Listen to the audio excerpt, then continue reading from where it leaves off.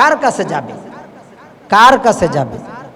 যার কাছে যাবে তার কাছে কোনো শান্তি নাই, যার কাছে যাবে তার কাছে কোনো কথা বলতে পারে না, যার কাছে যাবে তার কাছে কোনো সাহায্য পাওয়া যায় না। কার কাছে যাবে? যখন হাসরের মাঠে আল্লাহ পাক রব্বুল আলামিন কহার নামক রূপ ধারণ করবেন, আর সূর্য মানুষের মাথার অর্ধ হাত উপরে এসে যাবে, আর মানুষের গুনাহের কারণে শরীরটা ঘামের ভিতরে ডুবে যাবে, তখন সকল মানুষ বিপদের মধ্যে পড়ে গিয়ে সকল মানুষ একত্রিত হয়ে বাবা আদমের কাছে চলে যাবে আর বলবে, হে আমাদের আদি পিতা, আপনি এই পৃথিবীতে প্রথম এসেছিলেন, আপনি প্রথম মানুষ এবং প্রথম নবী, আপনি মেহেরবানি করে আল্লাহর দরবারে আমাদের জন্য সুপারিশ করেন এবং বিচার কাজ শুরু করতে বলেন। আমরা হাসরের মাঠের আযাব গজব আর সহ্য করতে পারতেছি না। সকল আদম সন্তানদের মুখে এই কথা শুনে বাবা আদম তখন বলবেন, আমি আল্লাহর দরবারে কোনোভাবেই সুপারিশ করতে যাইতে পারবো না, কারণ আল্লাহ পাক রব্বুল আলামিন যদি আমাকে বলে, হে আদম, তুমি আমার কাছে সুপারিশ করার জন্য এসেছ, তুমি যে এক গুনাহ করে ফেলেছ, অর্থাৎ গন্ধম খেয়ে ফেলেছ, আমার নিষেধ ছিল গন্ধম ফল খায়ও না, তারপরেও তুমি গন্ধম ফল খেয়ে ফেলেছ। আল্লাহ পাক রব্বুল আলামিন যদি আমাকে ওই গুনাহের কথা স্মরণ করায়া বলে, কেন তুমি এই গুনাহ করার পরেও আমার কাছে তোমার সন্তানদের জন্য সুপারিশ করার জন্য এসেছ, তখন আল্লাহর কাছে জবাব দেওয়ার মতো, প্রতি উত্তরে কথা বলার মতো আমার কোনো কথা থাকবে না। আমি আল্লাহর দরবারে তোমাদের জন্য সুপারিশ করতে পারবো না। সকল মানুষ মিলে, সকল উম্মতরা মিলে চলে যাও হযরত ইব্রাহিম আলাইহিস সালাতু ওয়াস সালামের কাছে। হযরত ইব্রাহিম আলাইহিস সালাতু ওয়াস সালামের কাছে সকল উম্মতরা যে বলবে, মিল্লাতা আবিকুম ইব্রাহিম, আপনি আমাদের জাতির পিতা ছিলেন। পৃথিবীতে কত নবী রাসূল এসেছিল, সবচাইতে আপনার সম্মান এবং দাম এবং মর্যাদা বেশি ছিল। আপনি আমাদের জাতির পিতা এবং আল্লাহ তাআলার খলিল এবং খলিল, আল্লাহ তাআলার খলিল অর্থাৎ আল্লাহ তাআলার দোস্ত। আপনি আল্লাহর সবচেয়ে কাছের মানুষ, সবচাইতে কাছের নবী। আপনি মেহেরবানি করে হাসরের মাঠের আযাব গজব থেকে বাঁচার জন্য আল্লাহর তাআলার দরবারে আপনি সুপারিশ করেন। হযরত ইব্রাহিম আলাইহিস সালাতু ওয়াস সালাম তখন বলবেন, হে আমার সন্তানেরা, হে দুনিয়ার উম্মতেরা, তোমরা ভালো করে শোনো, আমি যে তোমাদের জন্য আল্লাহর দরবারে সুপারিশ করতে যাব, আল্লাহ পাক রব্বুল আলামিন যদি আমাকে এই কথা বলে, হে ইব্রাহিম, তুমি কেন ঘোরায়া কথা বলেছিলে? নমরুদ যখন জিজ্ঞাসা করেছিল ওই মন্দিরের মূর্তিগুলোকে ভেঙেছে, তুমি বলেছিলে বড়টাই ভেঙেছে। আসলে তো বড় মূর্তি সকল মূর্তিগুলোকে ভাঙে নাই, ভাঙছিলাম তো আমি একটু কথাটা ঘুরায়া বলছিলাম। আল্লাহ পাক রব্বুল আলামিন যদি আমাকে ওই ঘোরায়া কথা বলার কারণে আজকে বলে, হে ইব্রাহিম, দুনিয়াতে তুমি ঘোরায়া কথা বলছো, দুনিয়াতে তুমি ঘোরায়া পেঁচায়া কথা বলছো, এখন আমার কাছে এসেছ উম্মতের জন্য সুপারিশ করতে, তখন আমি আল্লাহর কাছে কি জবাব দিব? এছাড়াও কিতাবের ভিতরে আসছে ইব্রাহিম আলাইহিস সালাতু ওয়াস সালাম আরেকটা গুনাহের কথা তিনি স্বীকার করবেন, অর্থাৎ তৎকালীন জামানার সমস্ত কাফেররা ইব্রাহিম নবীকে বলেছিল, হে ইব্রাহিম, চলো আমরা সকলেই মেলায় যাই। মেলাতে যাই, তখন ইব্রাহিম আলাইহিস সালাতু ওয়াস সালাম বলেছিলেন, ক্বালা ইন্নী সাকিম, আমি মেলায় যেতে পারবো না, আমি তো অসুস্থ। সাকিম শব্দের অর্থ অসুস্থ, কিন্তু শারীরিকভাবে অসুস্থ না, মানসিকভাবে অসুস্থ। আর মারিজ শব্দের অর্থ শারীরিকভাবে অসুস্থ। ইব্রাহিম আলাইহিস সালাতু ওয়াস সালাম এখানে মানসিক অসুস্থতার কথা বলেছেন, কিন্তু কাফেররা মনে করেছে ইব্রাহিম শারীরিকভাবে অসুস্থ। কথাটা একটু গোড়ায়া বলা হয়ে গেছে। আল্লাহ পাক রব্বুল আলামিন যদি বলে, হে ইব্রাহিম তুমি কেন কাফেরদের সাথে কথা গোড়ায়া বলছো, আমি তখন কোনো উত্তর দিতে পারবো না। সুতরাং আমি তোমাদের জন্য সুপারিশ করতে আল্লাহর কাছে যাইতে পারবো না। মেহেরবানি করে হে আমার সন্তানেরা, তোমরা সকলেই মিলে চলে যাও এই পৃথিবীর সবচাইতে আল্লাহর প্রিয় রাসূল মুসা কালিমুল্লাহ আলাইহিস সালাতু ওয়াস সালামের কাছে। পৃথিবীর সকল উম্মতেরা, সকল মানুষ চলে যাবে হযরত মুসা আলাইহিস সালাতু ওয়াস সালামের কাছে, যায় বলবে, হে আল্লাহর রাসূল, আল্লাহর দোস্ত, আপনি সরাসরি আল্লাহর সাথে কথা বলেছেন। আপনার দাম আল্লাহর কাছে অনেক বেশি, আপনার মর্যাদা আল্লাহর কাছে অনেক বেশি ছিল। আপনি মেহেরবানি করে আমাদের জন্য আল্লাহর দরবারে সুপারিশ করেন। হাসরের মাঠের আযাব আমরা আর সহ্য করতে পারতেছি না। হযরত মুসা আলাইহিস সালাতু ওয়াস সালাম সারা পৃথিবীর সমস্ত উম্মতদেরকে উদ্দেশ্য করে বলবেন, হে দুনিয়ার উম্মতেরা, হে দুনিয়ার মানুষেরা, তোমরা সকলেই ভালো করে শোনো। আমি আল্লাহর দোস্ত এবং আল্লাহর প্রিয় রাসূল এবং আমি কালিমুল্লাহ। এই কথা, সবগুলো কথা ঠিক আছে, কিন্তু আমি যে আল্লাহর কাছে সুপারিশ করার জন্য যাব, আল্লাহ পাক রব্বুল আলামিন যদি আমাকে বলে, কেন ওই এক ব্যক্তিকে ঝগড়া ফাসাদ করতেছিল, ওইখানে যায় এক ব্যক্তিকে একটা ঘুষি মাইরা তুমি মেরে ফেলেছিলে কেন? আমি যে একটা লোকরে একটা ঘুষি মেরে ফেলেছিলাম, আল্লাহ পাক রব্বুল আলামিন যদি আমাকে বলে, হে মুসা তুমি কেন আমার বান্দাকে ঘুষি মাইরে ফেললা, আমি কি জবাব দিব? আমার কোনো জবাব থাকবে না, আমার কোনো উত্তর থাকবে না। আমি আল্লাহর কাছে এই অপরাধ করার পরে তোমাদের জন্য সুপারিশ করতে যাইতে পারবো না। মেহেরবানি করে সকল উম্মতেরা, তোমরা মেহেরবানি করে চলে যাও ঈসা রূহুল্লাহ আলাইহিস সালাতু ওয়াস সালামের কাছে। দুনিয়ার সকল মানুষ হাসরের মাঠের আযাব গজব সহ্য করতে না পেরে সকল মানুষ হযরত ঈসা রূহুল্লাহ আলাইহিস সালাতু ওয়াস সালামের কাছে চলে যাবেন। হযরত ঈসা রূহুল্লাহর কাছে যে বলবেন, ও আল্লাহর নবী ঈসা, আপনি জন্মে সূত্রে নবী। পৃথিবীতে কয়েকজন নবীর কথা বলা আছে যারা জন্ম থেকে নবী হয়ে পৃথিবীতে এসেছেন। এর মধ্যে এক নম্বরে হলো হযরত ঈসা আলাইহিস সালাতু ওয়াস সালাম। হযরত ঈসা আলাইহিস সালাতু ওয়াস সালামের ঘটনা যদি আমি এখন বলা শুরু করি, অনেক লম্বা সময় চলে যাবে। যখন তিনি পৃথিবীতে আগমন করলেন, তার দুনিয়াতে কোনো বাবা ছিল না।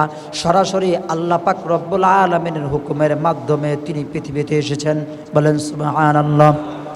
হযরত ঈসা রূহুল্লাহ আলাইহিস সালাতু ওয়াস সালাম যখন পৃথিবীতে আগমন করলেন, পৃথিবীতে আগমন করার আগে তার অনেক ঘটনা ঘটেছে বিবি মারিয়াম আলাইহিস সালাতু ওয়াস সালামকে নিয়ে। সেগুলো এখন আমি আলোচনায় আনতেছি না। হযরত ঈসা আলাইহিস সালাতু ওয়াস সালাম যখন পৃথিবীতে আনলেন, বাইতুল মুকাদ্দাসে কোনো এক দোলনার মধ্যে তাকে রাখা হলো। আর সকল মানুষেরা বিবি মারিয়াম আলাইহিস সালাতু ওয়াস সালামকে জিজ্ঞাসা করতেছে, হে মারিয়াম, এই বাচ্চা কোত্থেকে এসেছে? বিবি মারিয়াম আলাইহিস সালাতু ওয়াস সালাম বললেন, ও দুনিয়ার মানুষ, তোমরা আমার কাছে জিজ্ঞাসা না করে যেই বাচ্চা দুনিয়াতে এসেছে তার কাছে জিজ্ঞাসা করো সে কিভাবে দুনিয়াতে এসেছে।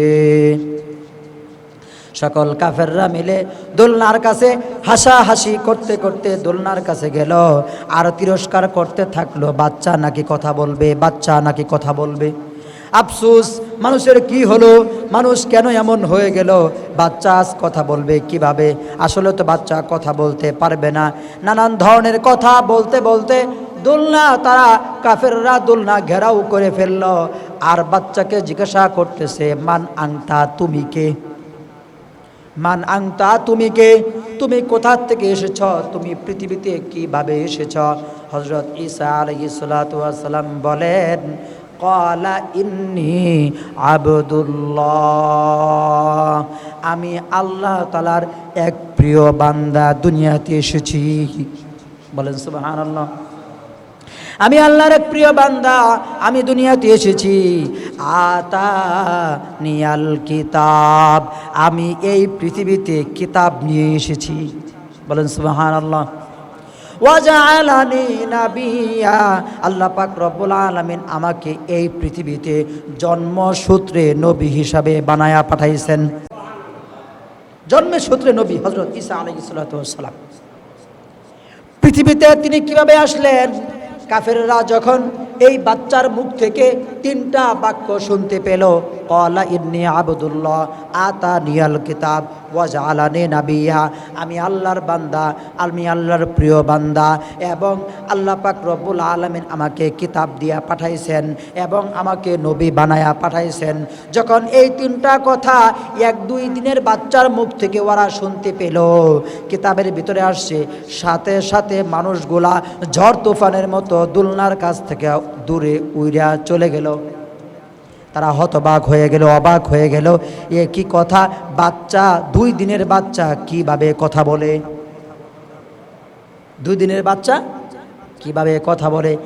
এত বড় নবী হযরত ঈসা রূহুল্লাহ আলাইহিস সালাতু ওয়াস সালাম, সকল মানুষ হাসরের মাঠে তার কাছে যাবে, যা বলবে, দুনিয়ার কোনো মানুষের মাধ্যমে অর্থাৎ বাবার মাধ্যমে আপনি পৃথিবীতে আসেন নাই, আপনি পৃথিবীতে এসেছেন সরাসরি আল্লাহর হুকুমের মাধ্যমে, আল্লাহর নির্দেশিত হুকুমের মাধ্যমে আপনি পৃথিবীতে এসেছেন।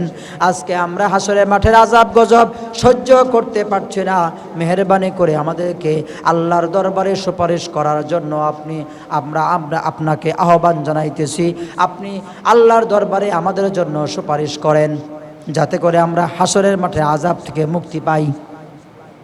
হযরত ঈসা রূহুল্লাহ অন্যান্য নবীদের মতো তিনি বলেন, হে দুনিয়ার মানুষ, তোমরা সকলেই আমার কাছে এসেছ, খুব ভালো করেছ, ঠিক আছে, আমার কোনো দুষ্টুটি নাই, কিন্তু লোকে আমাকে আল্লাহর ছেলে বলতো, লোকে আমাকে আল্লাহর বাচ্চা, আল্লাহর পুত্র বলতো। এই যে মানুষ আমাকে অপবাদ দিত, এখন যদি আমি তোমাদের জন্য আল্লাহর দরবারে সুপারিশ করতে যাই, আল্লাহ যদি বলে তোমাকে মানুষ আমার পুত্র বলতো, তুমি কি আমার পুত্র নাকি? তুমি তো আমার পুত্র না, কেন মানুষ তোমাকে আমার পুত্র বলতো? আমি আল্লাহর শানে এইটা অবশ্যই একটা অপমানকর বিষয়। আর এই বিষয়টা তোমার জন্যই আল্লাহ পাক রব্বুল আলামিন বলবেন, তোমার জন্যই মানুষ আমাকে বলতো যে ঈসা আল্লাহর পুত্র। আল্লাহ পাক রব্বুল আলামিনের সামনে আমার মাথা নত হয়ে যাবে, আমি তখন কোনো উত্তর দিতে পারবো না, জবাব দিতে পারবো না। তোমরা সকলেই মিলে চলে যাও আখিরি জামানার নবী জনাবে রাসূল করিম সাইয়্যিদুল কাউনাইন ইমামুল মুরসালিন, ওই মক্কা নগরীতে যিনি এসেছিলেন হযরত মুহাম্মদ মুস্তাফা সাল্লাল্লাহু আলাইহি ওয়াসাল্লাম, তার কাছে সবাই মিলে চলে যাও। পৃথিবীর সকল মানুষ, সকল যুগের সকল উম্মতেরা একত্রিত হয়ে আমাদের নবী হযরত মুহাম্মদ মুস্তাফা সাল্লাল্লাহু আলাইহি ওয়াসাল্লামের কাছে আসবেন। এসে দেখবেন আমাদের নবী সেজদায় পড়ে কান্নাকাটি করতেছেন আর বলতেছেন, ইয়া হাবলি উম্মতি, ইয়া হাবলি উম্মতি, ইয়া হাবলি উম্মতি। আমার উম্মতের কি হবে, আমার উম্মতের কি হবে, আমার উম্মতের কি হবে, আমার উম্মতের কি হবে, এই কথা তিনি বলতেছেন। যখন আদম আলাইহিস সালাতু ওয়াস সালাম মানুষকে ফিরাইয়া দিলেন, আর হযরত ইব্রাহিম আলাইহিস সালাতু ওয়াস সালামও মানুষকে ফিরাইয়া দিলেন, এবং হযরত মূসা আলাইহিস সালাতু ওয়াস সালাম মানুষকে ফিরাইয়া দিলেন, আবার হযরত ঈসা আলাইহিস সালাতু ওয়াস সালামও মানুষকে ফিরাইয়া দিলেন। হাসরের মাঠে মানুষ আর কোথায় যাবে? সর্বশেষ চলে গেলেন আমাদের নবীর কাছে, আর আমাদের নবী সিজদায় পড়ে কান্নাকাটি করতেছেন আর বলতেছেন, ইয়া হাবলি উম্মতি, ইয়া হাবলি উম্মতি, ইয়া হাবলি উম্মতি। আমার উম্মতের কি হবে, আমার উম্মতের কি হবে, আমার উম্মতের কি হবে। যখনই হাদিস রাসূল বর্ণনা করেছেন, রাসূল বলেছেন ওই দিন সিজদারত অবস্থায় আমার মুখ দিয়া এমন কিছু প্রশংসামূলক আল্লাহর শানে প্রশংসামূলক বাক্য বের হবে যা এখন আমি বলতে পারতেছি না। এমন কিছু প্রশংসা আমি ওই সময় করব। আল্লাহ পাক রব্বুল আলামিন তখন বলবেন, হে আল্লাহর হাবিব, আপনি সিজদায় পড়ে থাকলে আমি বিচার কাজ শুরু করব কিভাবে? আপনি মাথা উঠান, আপনি মাথা উঠলেই এই হাসরের মাঠে সকল মানুষের বিচার কাজ শুরু হবে। বলেন সুবহানাল্লাহ। জিন্দেগি ভর রাসূল আমাদের জন্য কষ্ট করেছেন, পরিশ্রম করেছেন। কবরেও তিনি উম্মতের জন্য চিন্তা করতেছেন, হাসরের মাঠেও তিনি উম্মতের জন্য চিন্তা করবেন। জিন্দেগি ভর রাসূল উম্মতের চিন্তা করছেন। শুধু মুসলমানের জন্য চিন্তা করছেন তা নয়, অমুসলিমদের জন্য রাসূল চিন্তা করছেন। একটা অমুসলিমও যেন মুসলমান না হইয়া কবরে না যায়, সকল অমুসলিম যেন মুসলমান হইয়া কবরে যায়। এক ইহুদির লাশ সামনে দিয়া যাইতেছে, রাসূল বলেন ইহুদির লাশ যাইতেছে আর রাসূল কান্নাকাটি করতেছে। উমর বলে, হে রাসূল, আপনি কান্নাকাটি করেন কেন?